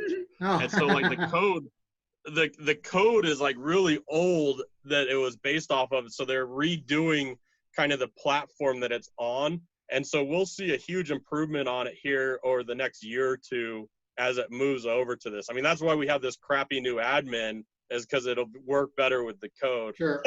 Is it, So, I I hate the look of this new admin. are they going to allow, I'm an old school website builder. So are they going to allow more control to me as the owner of my page to start changing my own graphics? And You I could. don't think so. no, I mean, if I want to make my own designs, I can change the way my site looks. I have to put in a design request when I want to have things done. Like Right. to add a banner, you mean? No, not a banner. I'm talking about like the page of the, you have your site's based off a template they gave you, and you Yeah. built it based on that. You cannot change your template to look anything different than what it is without putting in a design request. Well, I don't like certain aspects of certain things. I don't like having no access to making, I want this to be over here on this corner right here. You know, I want to have that kind of control because I can code that. I can do that myself, but they won't let me have that kind of access unless I put in a design request. You know, Well, when I stopped listing Super Show product, which is a whole different story by itself, when I stopped listing Super Show product, I wanted the banners removed from my site, but I can't do that. They won't let me do it. I don't have control. There's nowhere in the admin page where I can go on the design page and actually make that change on my own. no, I have to put a design do. request in for it. I do. I actually have a design tab because I think we have two different versions of the admin, or I have like a grandfathered admin where I could actually make more specific changes because I've been with them since like forever. I mean, I can make my own banners and put my own banners up. Yeah, yeah, I'm talking I don't about within the template itself. Yeah, yeah, but even within the template, there's specific areas you can actually like. I don't know if I could. If I go to the section right for design, I go to main. I have all my templates right there. I can go to main. That's my main page. I only have so much control on that page. I can't change the graphics that are on that page of like little spots of where they're at. You Right. used to be, no, Like but you used to be the able layout to, of it, you can't change. The But like layout. you're- I'm sorry. The layout's what I can't change. And like, I put a design request in, and for months, I went every month going, "Hey, is this being submitted? Is it being worked on?" Another month would go by, no response. 6 months went by before I said, "You know what? Fuck it. I'm going to leave it there because I plan on relaunching the product at some point in the future. I don't want to wait another 6 months again for you to put it back on." no, but what I was going to say is that you used to be able to, because also you could FTP access to your site and actually modify code, but they took that out like a few years ago. Yep. And that's what I used for small parts of my site. Nothing crazy because I know like HTML, but nothing like Yeah. over the top coding, right? Like I programmed in COBOL way before. Oh, Jesus Christ. Yeah. But whatever, like they got rid of that part of the functionality because I guess like too many people screwed things up, so they didn't want anybody like messing with that. That's what I was told. Yeah. I was just wondering, you know, Scott, with your relationship there with that guy, if there was like any talks about having a little bit more, you know, control without messing up their end, if they're going to give, you know, guys like us more control of our own sites. you know, what you're saying though, Tony, there's actually a way to change that. Like I know that like your Super Show ad right now you have up, or the banner. Yep. I removed one like that on mine, or edited it here recently, and I'm trying to remember how I did that. Yeah, I'd love to know how to do it because I want it gone. Yeah, I want to say it was. Oh boy, I'd have to mess with it. I mean, you know, to see I'm where it was at. in no hurry now. I'm so used to having it now. It's been sitting in that request now is 8 months old, 9 months old. Right. So when they came back, they're like, "Oh, we're so sorry." I'm like, you know what? Don't worry about it because I plan on relaunching the product again at some point, anyways. I'm sitting on too much product not to sell it. The problem is they're totally understaffed and they Yes. lose staff very quickly. Yep. You know, this is something I've talked to them about. You know, they just don't pay people a lot. Oh, here we go. It's in your products inventory. Like if you go into inventory and then products, it should be a sidebar banners. Yeah. Yeah, it'll be under banner manager and then sidebar banners, and you should be able to edit it from there, take it out. Oh, great. If that's easy. Yeah. I'm going to do that today. Yeah, it'll either be under sidebar banners or category banners, and just make sure your product type changes with each because they're different product types. I may just remove it altogether. It's like that, or just put some kind of feature. I don't know. I'll figure it out. Yeah. I got time, so I'll figure it out. Yeah, I mean they're just so undermanned and understaffed there. Unfortunately, you know, and Dan kind of has like a different aspect of what he wants to do with it than I think us as customers want him to do. So like when I talked to him, I like kind of was like, look, man, we don't want this from you. Like I kind of went through it. He's like, thank you. Like I needed that. And it's like, well, yeah, like don't go starting things for us that we don't want. I just hope like, that that's the whole thing, whatever back end server issues they end up doing like that, I always run in fear of them doing something and overriding all the entries that I have in, because all of it is custom done. Right. I didn't use a comic book, entry to start listing all my cards like that. We had to build it from scratch. So Right. everything is in there. I mean, a person can search by active and volley and heat and fan favorite and cheater and all that stuff. Those are all attributes in the product. And I have Right. everything checked off that if they do a batch update for that site, do not override mine, because mine's gonna be different than anybody else's. I don't want to have that. I don't want my Yeah. stuff to be gone. I'd be so pissed. I would be like, if they did that where my stuff is all messed up because of a batch update on there and stuff like that, I'd be like, you know what, raw deal, just fucking throw it in the gutter and go buy another. I'm done. I don't want that. I can't have that. So, No, well, it's true. we were trying Well, to, go ahead. I'm having my website redone right now, and it's going to cost me like $3,500 to redo the whole like design and look, and like they're going to put me on Uh-oh, he froze on us. optimization with it, have it look a different way. So I know like that always costs a chunk of change. So Yeah, because you're paying for some developers' time now on their end. that's right. Yep. And I know I used to be a programmer at AOL back in the day, so that was the last job I ever had. That was the last paying, regular job I had. I got laid off in 2001. And Oh man. I said, I'm not working for anybody else ever again. Just can't do it. I survived the Netscape acquisition. I survived I hear you. the original Time Warner acquisition. And then about 8 months after the Time Warner merger, I got let go. Just conveniently before all of my stock became fully vested. Oh. No.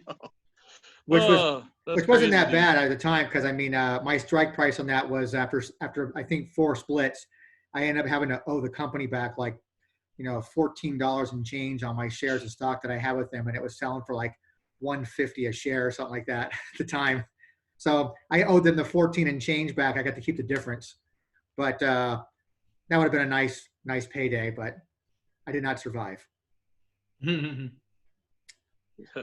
So For sure. anyhow, anything like you guys want to plug here at all, like that? Anything about your guys' websites, your businesses, any sales coming up, any cool product you got going on? You guys running any sales?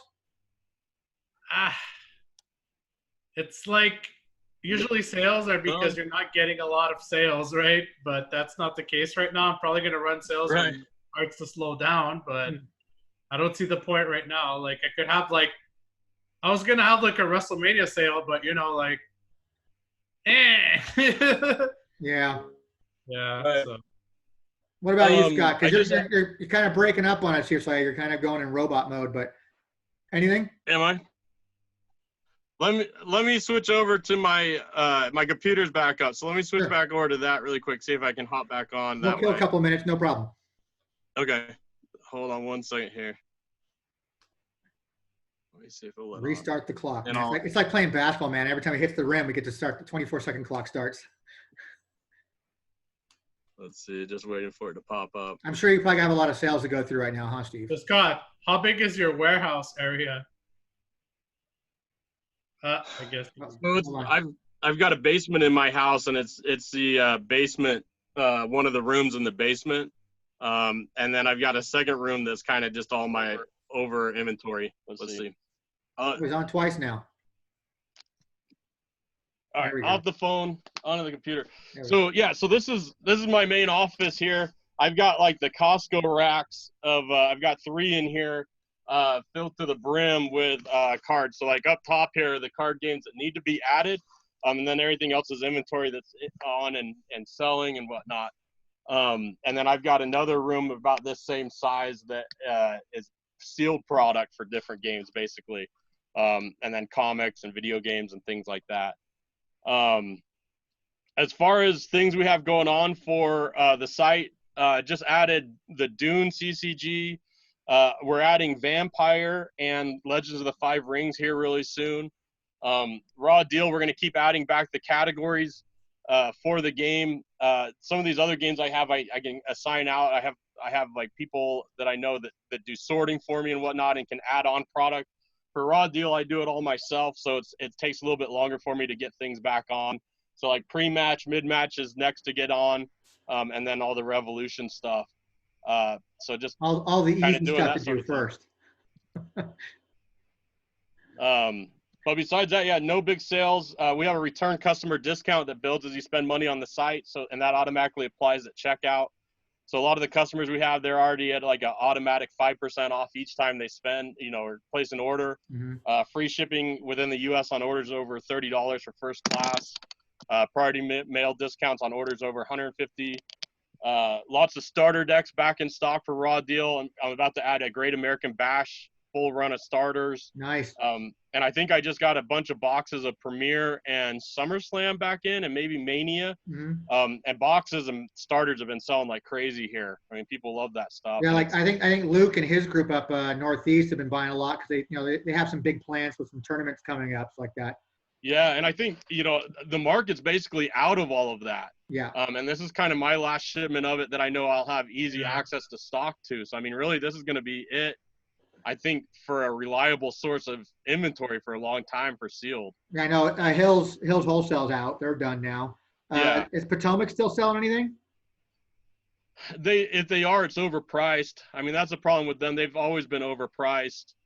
Hills, I mean, I was buying boxes from them and felt pretty secure just buying chunks at a time, and then it just dwindled. Yeah. So this is like my last little chunk. I think I bought out a few of them just because they were so low. And I know they weren't even able to fill some of what I had bought. So. Every year I did a show in Monroeville, which is like a suburb of Pittsburgh, called Steel City Con. Do it 3 times a year. I used to do that show every year. I did it all the time. And Hills Wholesale had not a booth, but a whole row just for themselves.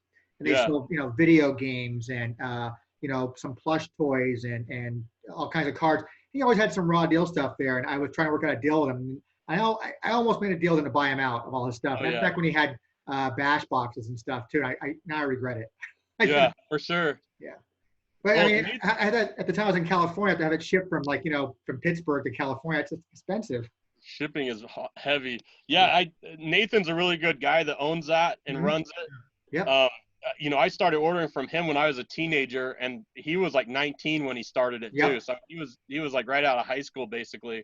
So I've been ordering from him for a long time, and he had told me, he's like, Raw Deal's getting low, like get what you can. Yep. And that was before this kind of all happened. So I mean, he had already kind of sold me a lot of stuff, kind of like, hey, like I want to help you out. So, but kind of find out like that website's only like 10 to 20% of his business. It's not much. Yeah. Absolutely. Yeah. He does a lot. I mean, these wholesale specialist guys are right into everything. I told the story of the guys who actually bought out Comic Images of their inventory when it actually went out. It was the Orozco brothers. Oh, okay. They had a booth at Frankenstein Collectibles show. They were one aisle over from me. So the first wave they bought out was I think that was from basically Vengeance backwards. Oh. And so I bought cases from them. The time I was still kind of getting into it. So I was only buying cases from them, and I was paying 14 and change a box. So what I was paying for from them. Yeah. They were getting it for less than that. So here I am buying, I bought, a case of Divas Overload, a case of Insurrection, a case of Velocity, all SS1, SS2, whatever they had available, both starters and boosters. They're same price. So I bought them. I had at my booth. I was selling them for like, I think $40 a box, 2 for 60, 3 for 75. Right. And I was still making money. And guys would come in, they'd buy me out, blah, blah, blah. I said, that's great. Yeah, we're going back, Tony, for the next wave. We're going to be buying everything from like this to whatever's done. So it's going to be basically from like Armageddon forward, I guess, or, through Revolution 3. And I'm like, yeah, I'll take all of it. I'll take whatever you can. So a week would go by, 2 weeks would go by, a month would go by. I said, what happened to all that stuff, man? He goes, oh, we're so sorry, man. Like that stuff literally went from our truck in New Jersey, and it went to Targets and Walmart trucks. Right. But that stuff never saw the light of day, though. It never was out there. So there is product sitting in a warehouse somewhere. Oh, yeah. That nobody even knows they have. Well, there's like rumors of, Star Wars and like these other games where like, oh, this end-of-line product's in a warehouse. I'm just waiting for these cases to be found. Like you hear that a lot. Yeah. And sometimes it happens. Like Reflections 3 for Star Wars was like $360 a box for a while, and Hills found cases of it, and it dropped to $260 a box. And now 6 years later, they're $3,000 a box. So I mean, like it's crazy to see these price changes as, you know, the inventory on hand changes, you know. So well, it's like when my partner always says, you know, it's like, you know, why are we at this price? Like, well, where else are we gonna fucking find it? Yeah. Go find it. You know, I put back on Kane here recently, and you know, I had, what was it, Brothers to the End or some card at a price, and this guy's like, how come you have it at that price? And I'm like, does anyone else have it in stock? No. Well, where else are you getting it? Go find it. Yeah, I said, like, you know, this is a decent amount for it. Like, I don't know why that would be hard to figure out, you know. But anyways, it was kind of funny. I love the guys who want to criticize guys like us and say, Right. why are you charging prices like that for a dead card game? Right. Well, I mean, here's what's interesting too is like, so like the Middle Earth card game, I had a guy, I advertised it like, hey, we got restock in. This guy's like, your prices have gone up way too much. You did a recent price upgrade. Like, they're just too high. And I'm like, if it's too high for you, but I'm continually selling out and I can't ever have it in stock because it moves as soon as it comes in, other people don't find it too high. You know, so like, what does it say about you, buddy? right. And one of my friends says, you know, it's hard to have a filet mignon, you know, taste when you have a Taco Bell budget, right? Like, that's true. like, you know, like I think that's a lot of these players are like, oh, that price is too high. Well, there's like inflation, like things change, right? Like, you don't go to buy a house and say, well, house pricing used to be this. Yeah, 20 years ago it did, but like, yeah. You know what I mean? So like, I think it's hard for a lot of people to wrap their head around that, where, you know, if you see my inventory and it's constantly out, or I'm, you know, it comes in and it's out, obviously I'm not too high on it. Correct. You know? So I think that's hard for people. But then like, I watch for Middle Earth specifically, there's a site over in Europe that they sell it for like half my price, and they've got 1 million of them in stock. So I'm like, maybe if I buy them out and just sell them at my normal price, I should do that. But, you know, like, people will be like, well, they have it for less. And I'm like, yeah, but they can't sell it and I can. Mm-hmm. So why should I lower my price to theirs? Right. Exactly. Like, that makes no sense. Yeah. So hey, like, Steve, how often do you actually, because you guys carry a lot of product, both you guys, but Steve, how often do you do price research? For Magic, For everything? Vario. Yeah. Yeah. Well, for Raw Deal, it's always like, I like to feel that at the beginning, I was kind of like dictating the Raw Deal singles prices on Crystal, because I was like the only one from what I knew, right? And then I was just going, well, am I selling more? Yes, I'll raise the price, so on and so forth. Obviously, for stuff like A-Train, I have like his Snot Rocket like 35 times. I'm going to sell it at like $2 now because whatever, it doesn't sell. But for the higher end stuff, like Freaks Are Cool Throwback, Brothers Till the End, all these cards that everybody wants, you got to just keep increasing the price. Like, I remember for a Sidewalk Slam Throwback, it was a common. I was selling it 25 cents, then 50 cents, and so on and so forth. At one point, it was $6. It was crazy. You couldn't keep it in stock. So I guess, like, Raw Deal has the most natural market because stuff is always selling and you're always adjusting in real time. Well, real time. Yeah. Whereas other games like Yu-Gi-Oh! And Magic are kind of just following the trends that the bigger players establish. And you're like, well, okay, my card went up, so I'll just raise it a bit, but you still have to sell it. So you raise it like just enough to sell it to not be at like the higher price. So yeah, like for Raw Deal, I don't even have any hope of like certain cards that are out of stock. They're going to be out of stock for a while. Yep. Because like to buy them, you have to basically either give the last known price you sold it for or like 90% of that price. Yeah. So at that point, it's almost not even worth buying it back from the person. You just assume that it's kind of like gone into the. No one's going to be selling you 5th anniversaries for $5 a pop. Sorry? right. That no one's going to be selling you 5th anniversaries for $5 a pop. No, but I actually have a lot of those actually. But like certain title belts, like the Undisputed title belt, the original European, Intercontinental, and World title belts, stuff like that, like they're not even good, but it's just like people want to complete their collections. So they just want to buy them. That's what everybody wanted my cardboard currencies for. I had 4 of them, and they wanted my cardboard currencies. And there's a worthless card. I mean, it's function, Right. but people want it for their collection. But at this point, that was the first box to sell out. Was that sold out of Hills and my store? Like, Oh, in the because same you want to know week. why? because I featured it as a card.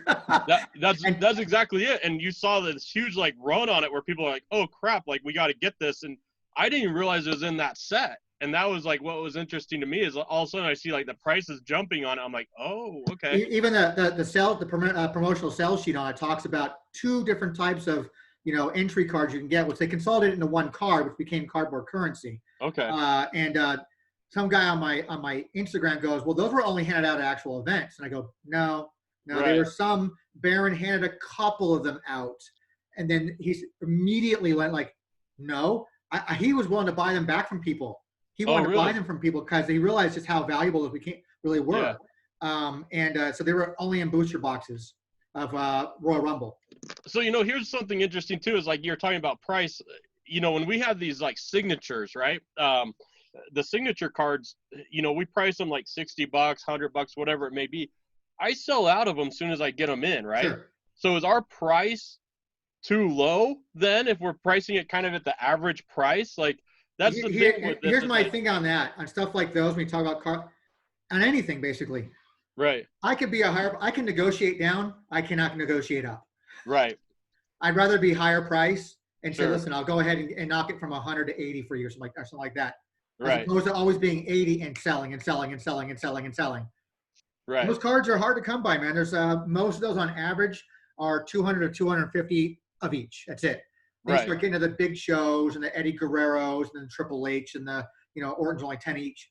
But and in popularity, of course. But those things are gone, man. People are holding on to those. Of anything, like, you know what? I'm gonna go ahead and shadow box my my wonderful autograph collections like that, but you can have all my belts. Right.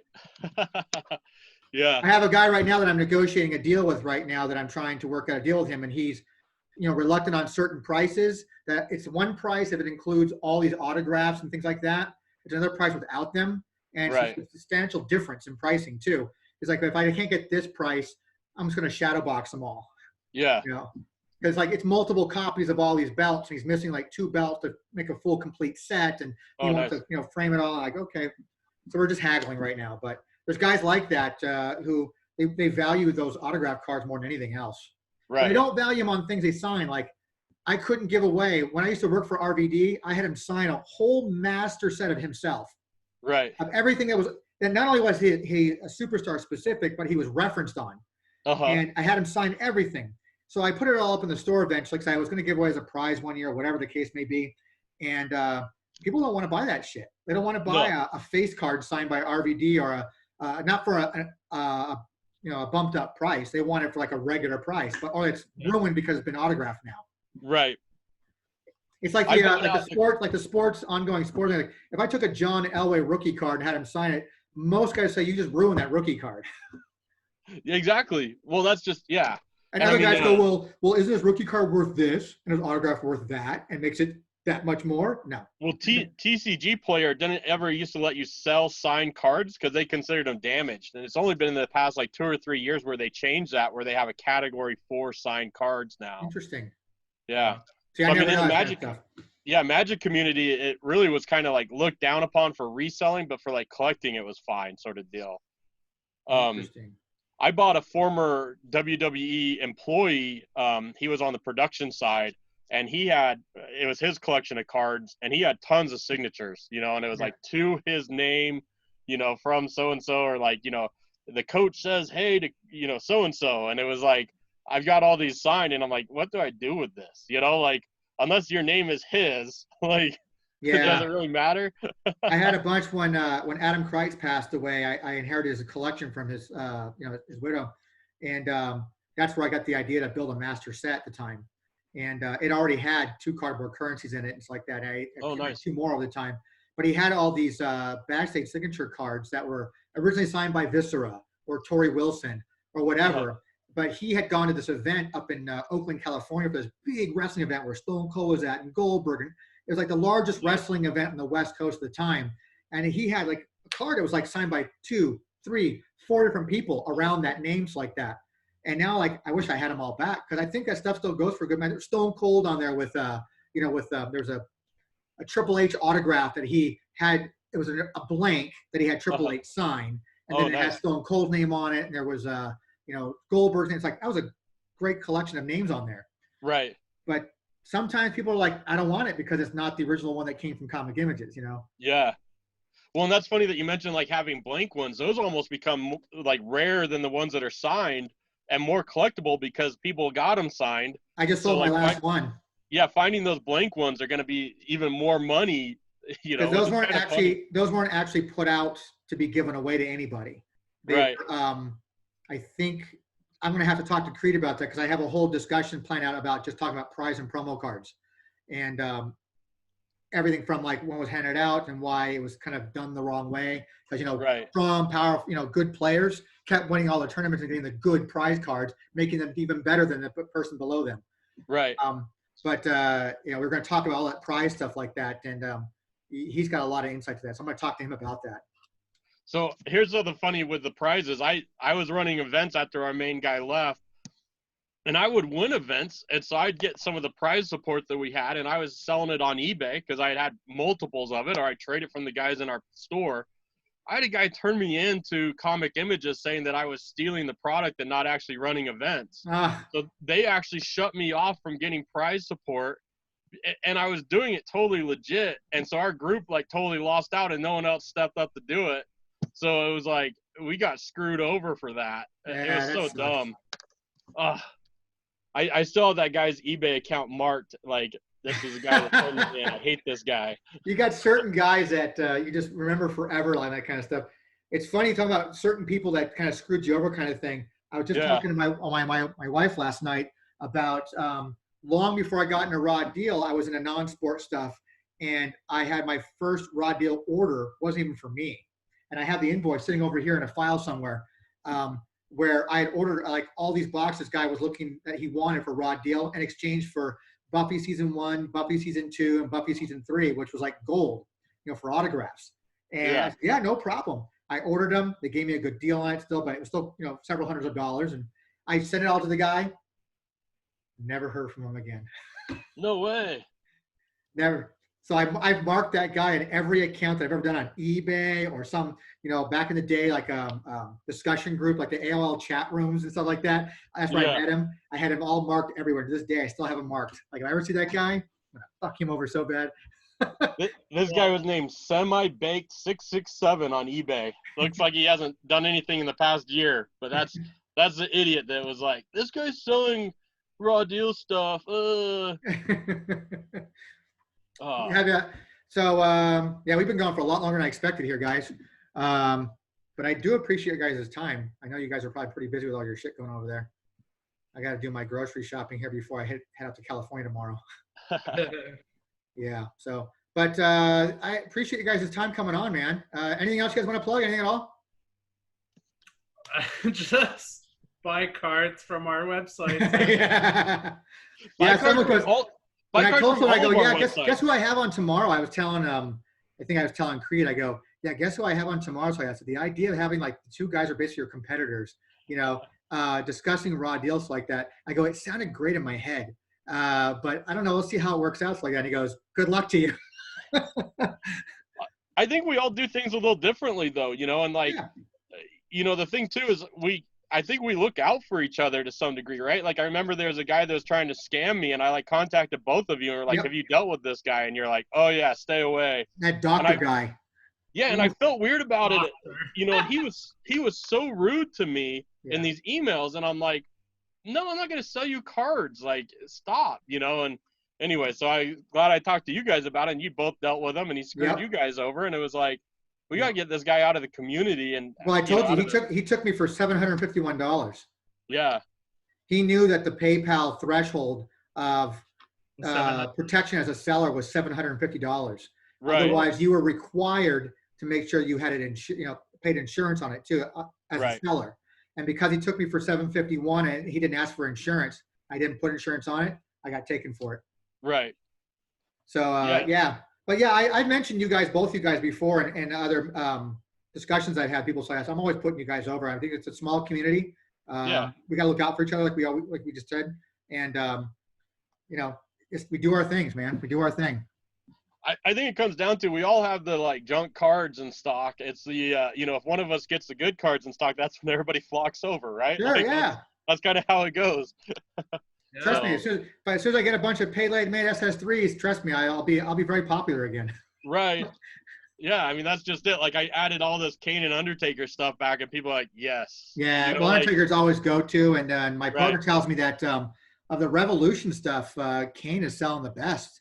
Like it's ridiculous, yeah.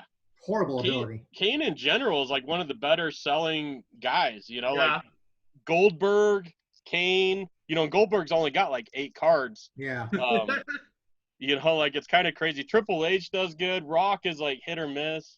Well, they have the most cards, to be fair, Right. right? That's right. Kane has cards in every set. yeah. Kurt Angle, Mankind. Mankind sells well for not having many. You know, like True. that's Well, kinda Cactus Jack, man, that trademark is like gold. right. Yeah. You know, it's the smaller guys that just don't see much. You know, like the Carlito does okay, but like you were saying, A Train, Viscera, like Sure. you know, like Mike What's that? Dudley. yeah, Spike Dudley, X-Pac, Road Funaki. Dogg. You know, like you know, it's just those guys. Even like, but someone like Lashley, if it's the last few sets, they do well just because they're harder to find and they're overpowered. Well, So- they got some decent support in virtual too, which actually it does help. Right. Like Steve was saying, those guys, the older guys have been they got cards in every release, man. They don't Right. need a lot of help. So That's right. even in virtual, that doesn't really push them very much. But when you get someone like, I think an A Train does sell because he got some support in virtuals like that. But he's not going to be going out of stock on you anytime soon. Right. I mean, if anyone wants like Spirit Squad, I'll do 20% off of my price. You know, like That's awesome. yeah. All right, guys, I'm going to bounce here too. I got to get going here. But I appreciate you guys' time coming talking to on. Have a And, good one. Maybe we'll talk again a little bit later. Yeah, we all should right. do one of these at another time. Yeah. Yeah. All right, guys. Stay safe out there, Take care. man. Have a good one. Take care. You too. Bye, Bye. Scott. Bye.